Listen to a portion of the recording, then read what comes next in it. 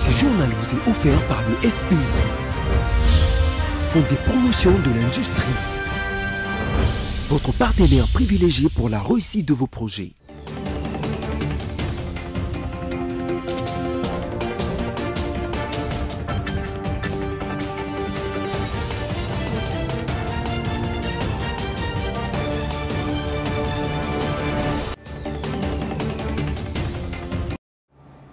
Voilà qu'on se retrouve pour un nouveau numéro du journal sur BCTV. Mesdames, Messieurs, voici la charpente.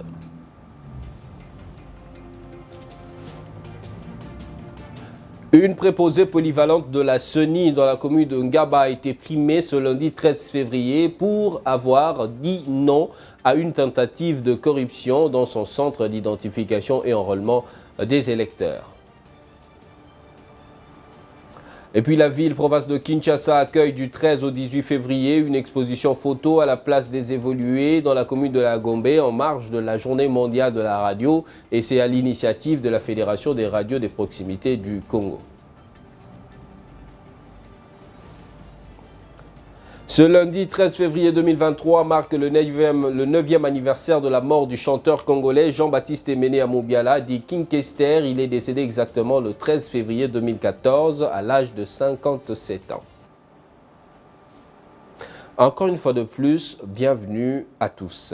Réagissant au drame causé par la catastrophe naturelle qui a coûté la vie à plus de 20 000 personnes en Turquie, le président de la République démocratique du Congo, Félix Antoine Tshisekedi Tshilombo, s'est rendu le week-end dernier à l'ambassade de ce pays en RDC pour signer le registre de condoléances. Les détails, c'est avec nos confrères de la presse présidentielle.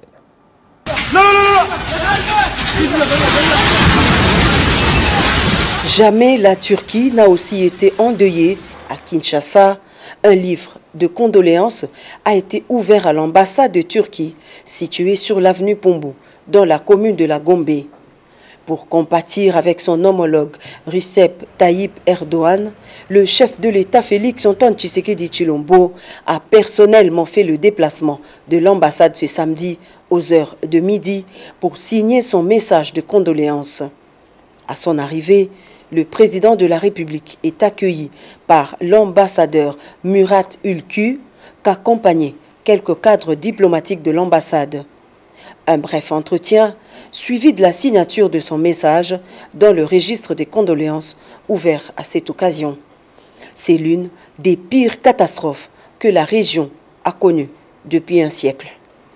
C'est une catastrophe inédite, bien évidemment, parce que ces deux séismes ont eu une intensité de 7,7 et de 7,6. Pour le moment, les équipes sont sur place. Il y a toujours, bien évidemment, nos compatriotes sous les décombres.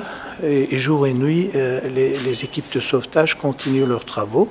Je dois aussi souligner la solidarité internationale. Ça comprend aussi des équipes des 4 coins du monde. Ça, c'est devenu une opération planétaire, je dois dire.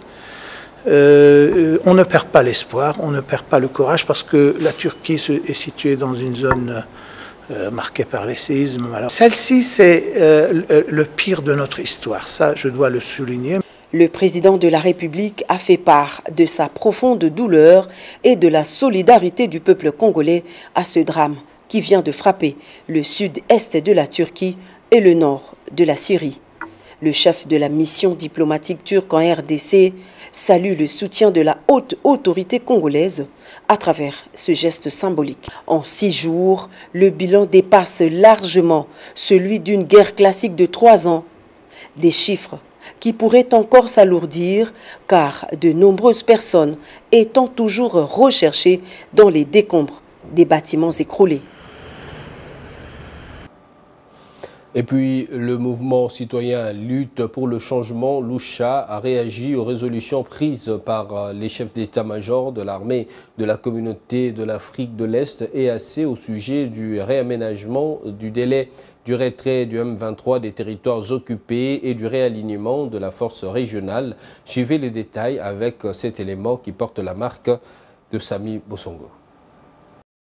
Consécutivement aux résolutions prises par les chefs d'état-major des armées de la communauté de l'Afrique de l'Est EAC sur le réaménagement de délai du retrait du M23 des territoires occupés et du réalignement de la force régionale, le mouvement pro-démocratie Lutte pour le changement Lucha a réagi ce lundi 13 février. Pour la Lucha, les populations du Nord Kivu et d'ailleurs dans l'Est de la RDC ont besoin d'actions concrètes et fermes pour mettre fin à la violence et aux humiliations. Nous ne transigerons jamais avec notre souveraineté et dignité, a averti la Lucha, qui a rappelé que la société civile a toujours formulé des recommandations pertinentes pour rétablir la sécurité et la paix en RDC, dont la mise en œuvre ne nécessite juste que la volonté.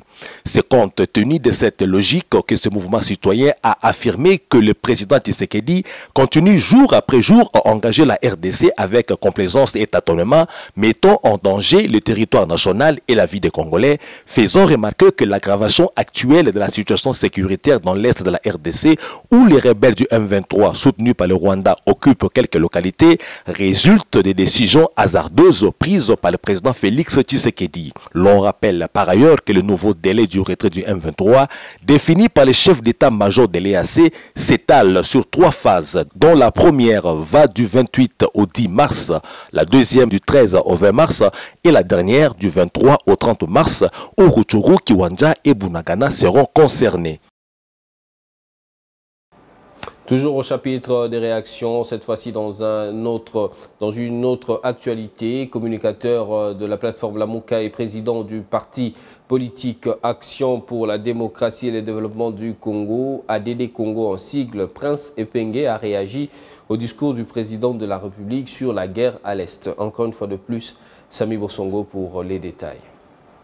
La présence des terroristes du M23 soutenus par le Rwanda qui détermine une situation sécuritaire préoccupante dans l'Est de la RDC intrigue les Congolais et préoccupe les états-majors des partis politiques de la RDC.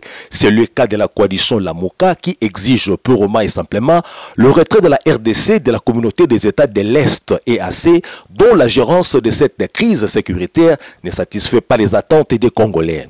À l'analyse du prince Epenge, l'un des communicateurs de la Lamuka de son État et président du parti politique Action pour la démocratie et le développement du Congo, ADD Congo, le chef de l'État Félix Tshisekedi n'aurait pas dû tenir un discours flou aux Comores.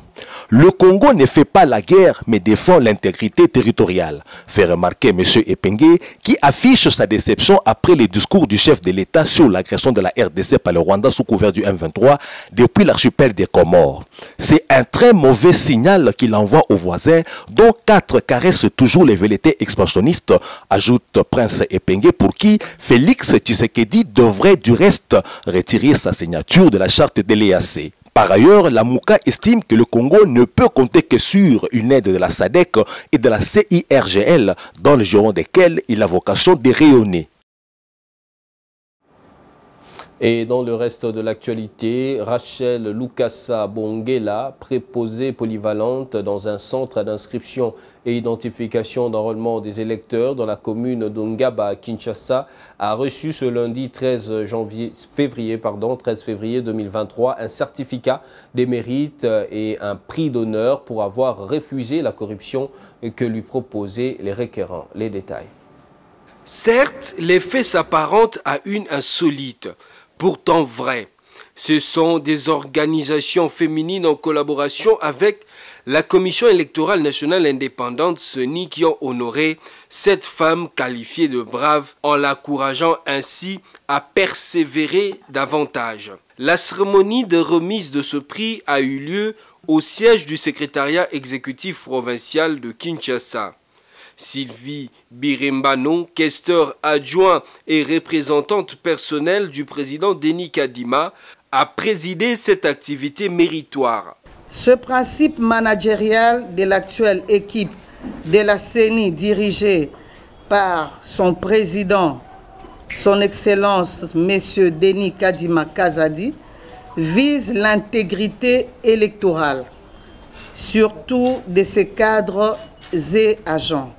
Cependant, pour encourager son personnel opérationnel à rester dans cette vision, dans l'exécution des attributions de tout un chacun, aujourd'hui, l'autorité de la CENI a voulu récompenser l'un de son personnel temporaire qui s'est distingué parmi tant d'autres. Et je suis très fière que ce soit une dame qui s'est distinguée parmi tous les agents électoraux. En cette date du 13 février 2023, au nom du président de la CENI. Pour sa part, le secrétaire exécutif provincial de la CENI, Anne-Marie Mukwayanzo, a commencé par circonscrire le cadre de cette cérémonie et l'acte de bravoure d'un agent électoral qui a bravé la corruption jusqu'à subir des humiliations. Pour la petite histoire, Rachel, préposée polyvalente dans un centre d'identification et enrôlement des électeurs dans la commune de Ngaba, a été violentée par les éléments commis à la sécurité du dit centre en connivence avec les autres membres pour s'être opposés au monnayage dans la gestion de la file d'attente. Faïda Mwangiloa, ministre honoraire, a invité la CENI à continuer d'encourager les femmes et hommes qui se distinguent dans l'accomplissement de leurs tâches au quotidien. C'était bien avant de remettre le certificat d'honneur et des mérites à Rachel Lukasa Bongela, qui a fait preuve d'intégrité et de courage exceptionnel pour s'opposer à tous ses collègues et agents de l'ordre en respectant les procédures de la Commission électorale nationale indépendante.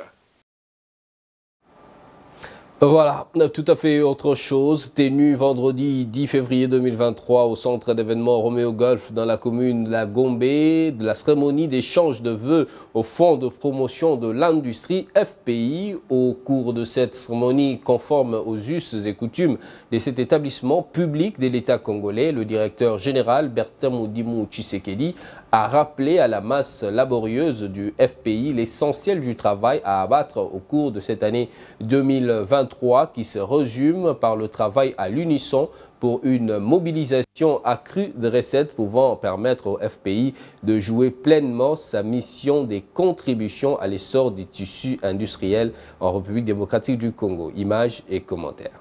Rêve professionnel et appliquez chaque jour au centre de vos actions les 5 valeurs cardinales du Fonds de promotion de l'industrie, qui sont le professionnalisme, la créativité, l'essence éthique, le réalisme et la détermination. Voilà les rappels à l'ordre du management du FPI aux agents et cadres en cette cérémonie d'échange de vœux, clairement très déterminé à remplir la lourde charge lui confiée par le président de la République et chef de l'État Félix Tshisekedi, en les nommant à la tête du FPI depuis septembre 2022. Bertin Moudimou Tshisekedi a déclaré lors de son discours retraçant le bilan 2022 et la projection pour 2023 que l'année qui commence est une année des grands défis et des enjeux. Pour assurer la promotion de l'industrie locale, le numéro 1 du FPI a saisi l'occasion pour appeler les agents et les cadres à un travail d'équipe, mais également à une harmonie sociale. Bertin Moudimou veut travailler dans un environnement où la collaboration est au bon fixe avec les personnels, à qui il promet également équité et régularisation de certains litiges. L'année 2023 est donc une année de grands défis et de grands enjeux. À ce sujet, le Fonds de promotion de l'industrie doit jouer un rôle clé dans la concrétisation de la vision du chef de l'État en assurant la promotion de l'industrie locale.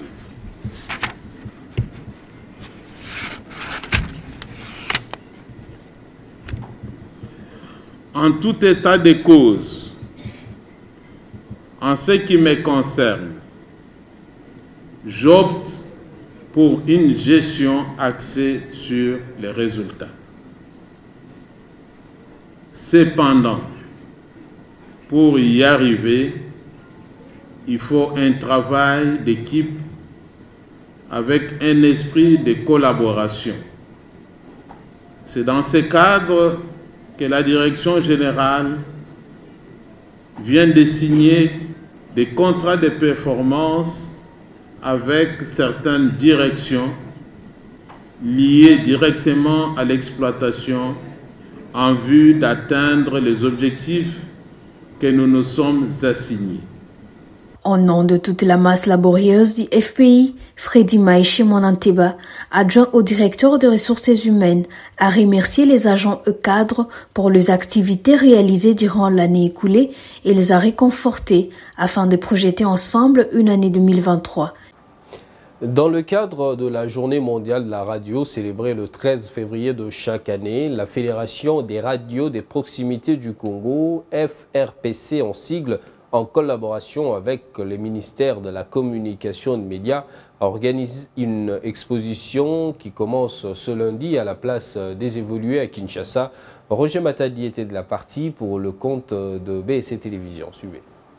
Célébrée dans le monde entier le 13 février de chaque année, la Journée mondiale de la radio qui met en relief les missions des radios ces 2 dernières décennies dans la construction et la consolidation de la paix a été proclamée en 2011 par les États membres de l'UNESCO et adoptée l'année d'après par l'Assemblée générale des Nations Unies. En marge de cette journée, la Fédération des radios des proximités du Congo, en collaboration avec les ministères de la Communication et des Médias, avec l'appui technique d'Internews, a lancé officiellement une exposition qui se tient du 13 au 18 février 2023 à la place des Évolués dans la commune de la Gombe, une occasion de présenter les travaux des journalistes et des radios communautaires sur des thématiques d'intérêt public clés. Quelques participants à cette activité n'ont pas manqué le mot pour démontrer l'importance que joue la radio en République démocratique du Congo. Vous savez qu'on parle beaucoup des discours de discrimination, des discours de haine. La meilleure manière de lutter contre tous ces types de discours, c'est d'avoir des radios communautaires qui, à la base, partagent des informations sur nos cultures, sur notre diversité, pour nous permettre de nous prévenir toute forme de dérapage de cet ordre. Donc, la radio constitue un outil vraiment efficace pour la communication.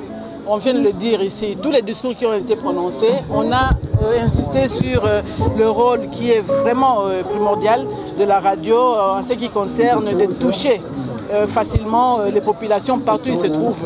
C'est-à-dire nos populations, même celles reculées, qui peuvent avoir beaucoup de mal pour avoir la télévision, mais la radio vient faciliter en tout cas la tâche pour que nos populations soient informées, nos populations soient sensibilisées sur des questions qui touchent la communauté. Signalons par ailleurs que cette 12e édition est célébrée sous le thème générique Radio et paix, un thème qui nous rappelle la mission et les œuvres de prévention des conflits, de la gestion et du maintien de la paix à l'est de la République démocratique du Congo. Toujours dans le cadre de la Journée mondiale de la radio, c'est l'Ituri, la paix, où cette province fait face à une violence armée, d'où une protection des professionnels des médias dans cette partie activistes de droits de l'homme, organisations de droits de la femme et des médias se sont exprimés ce lundi à l'occasion, bien évidemment, de la Journée mondiale de la radio célébrée chaque 13 février. La radio, un instrument de communication, joue un rôle important dans le changement de mentalité. Dans une société, les radios sont mises à contribution en province de l'Ituri pour véhiculer le message de cohabitation et de cohésion sociale de toute la communauté face à la violence armée qui sévit depuis 2017. Dans cette partie du pays, on reconnu le lieutenant Jules Ngongo, directeur général de la radio-télévision FRDC Ituri, et Sarah Mugisa, coordonnatrice des femmes motivées pour la paix. Toutes les radios, nous devons en fait se concentrer sur la sensibilisation à l'éducation à la paix. Et donc les radios aujourd'hui en Ituri, nous devons plus privilégier les valeurs républicaines, les valeurs basées sur la paix, sur la tolérance, sur l'écoute de l'autre, et également pour bannir les clichés socio-économiques, les stéréotypes qui caractérisent, qui sont à la base des violences en province de l'Ituri. Aujourd'hui, la radio et la paix, vous allez comprendre que lorsque nous nous disons la RTFI, la paix avec vous, par vous et pour vous, c'est-à-dire nous voulons ramener tout le monde dans l'unique objectif, c'est quoi? C'est faire la paix. Alors pour nous femmes motivées pour la paix en cette journée internationale de la radio, nous aimerions plus interpeller les radios communautaires parce qu'aujourd'hui en province de l'Ituri, on a une vingtaine de radios communautaires. Mais est-ce que ces radios sont au service de la communauté? C'est la question qu'il faut se poser aujourd'hui. Parce qu'une radio qui est au service de la communauté, c'est une radio qui sensibilise, qui éduque la communauté. Alors aujourd'hui, une occasion pour nous d'interpeller toutes les radios communautaires sensibilisées pour arriver à la paix, et nous pouvons y arriver si vraiment nous jouons pleinement nos rôles au sein des radios. Même point de vue exprimé par Xavier Maki, directeur de Justice Plus, une organisation de défense de droits humains à Ituri. Nous pensons que c'est un outil qui peut facilement contribuer à la consolidation de la paix si jamais les acteurs prenaient ce canal comme un canal qui doit en principe véhiculer des messages de paix, des messages de cohésion, et il peut facilement construire. Pour mener à bien sa mission d'imposer et restaurer l'autorité de l'État en Ituri, l'administration militaire sous le leadership transformationnel du lieutenant général Luboyanka Shomadjouni entretient de très bonnes relations avec les médias locaux dans la campagne de sensibilisation à la culture de la paix.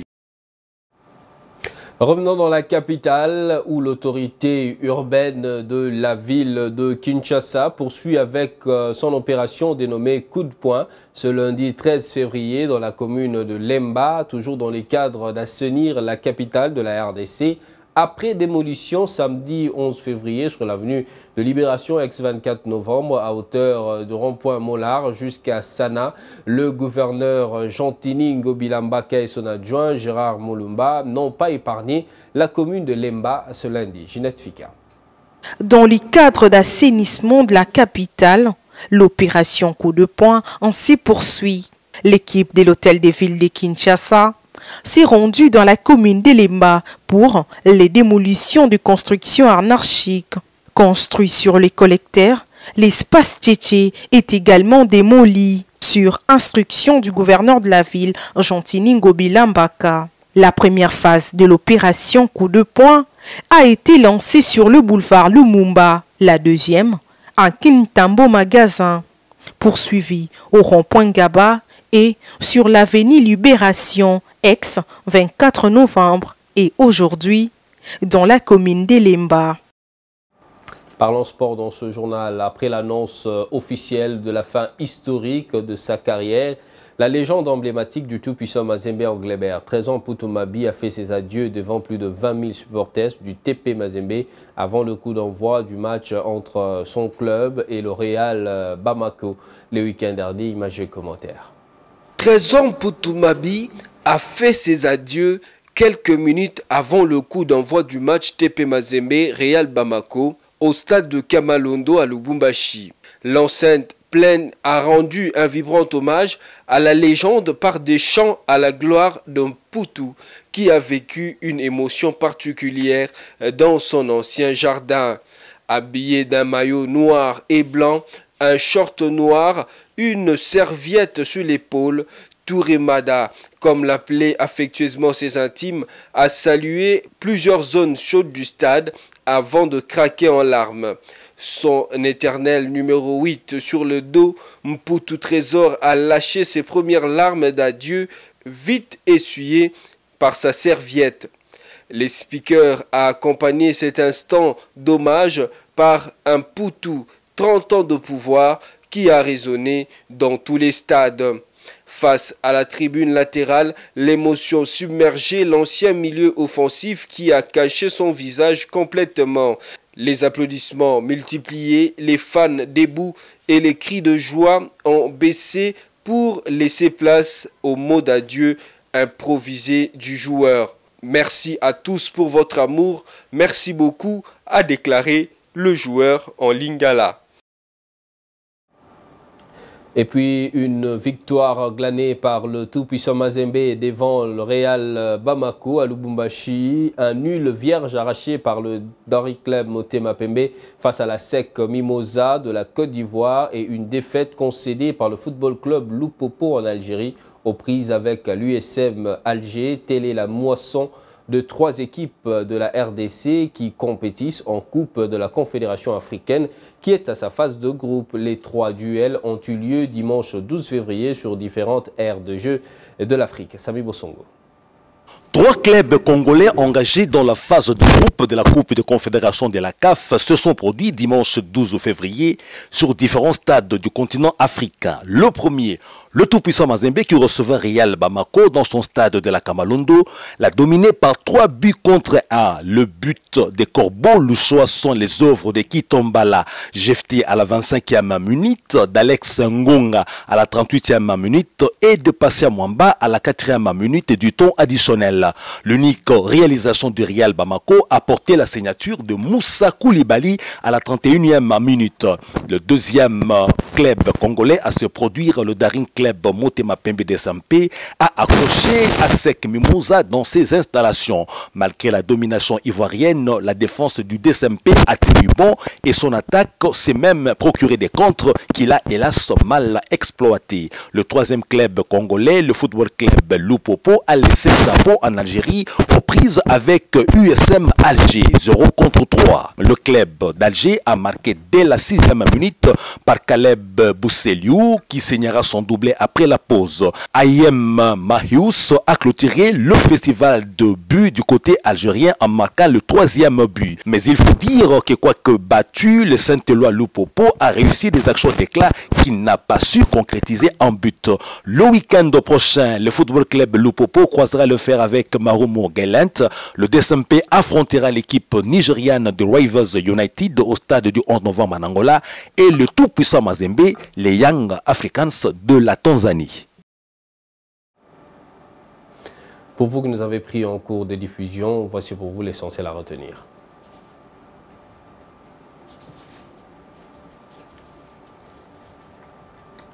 Une préposée polyvalente de la CENI dans la commune de Ngaba a été primée ce lundi 13 février pour avoir dit non à une tentative de corruption dans son centre d'identification et enrôlement des électeurs. La ville-province de Kinshasa accueille du 13 au 18 février une exposition photo à la place des évolués dans la commune de La Gombe, et ce en marge de la journée mondiale de la radio à l'initiative de la Fédération des radios des proximités du Congo.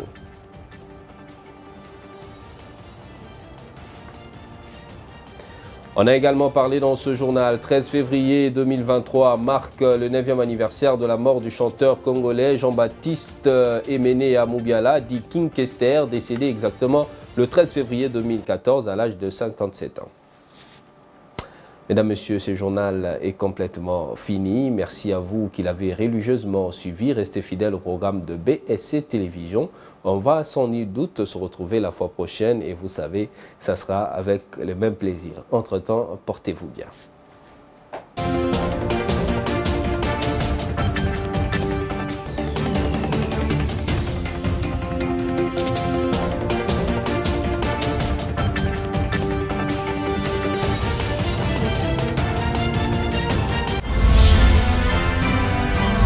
Ce journal vous a été offert par le FPI. Fonds des promotions de l'industrie. Votre partenaire privilégié pour la réussite de vos projets.